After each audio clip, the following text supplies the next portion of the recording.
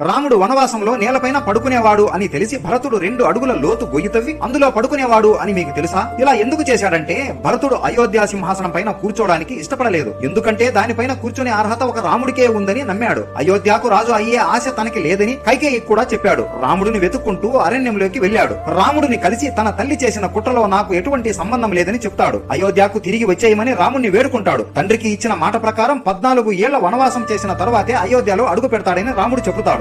రాముడి మీద ఉన్న అభిమానంతో భరతుడు రాముడు పాదరక్షకులను తీసుకుని తన తలపైన పెట్టుకుని అయోధ్య వరకు మోసుకుంటూ వచ్చి సింహాసనం పైన వాటిని పెట్టి రాముడి పేరుతో రాజ్యాన్ని పరిపాలించేవాడు. తాను కూడా ఒక సాధారణమైన మనిషిలా ఆస్తి అంతస్తులు వదులుకొని ఊరి చివర గుడిసెలో నివసించేవాడు. నా అన్న పడుకునే నేలపైన నేను పడుకుంటే అది నా అన్నకు గౌరవం కాదని 2 అడుగుల లోతు గొయ్యి తవ్వి ఆ నేలకు కింద గోతిలో పడుకునేవాడు.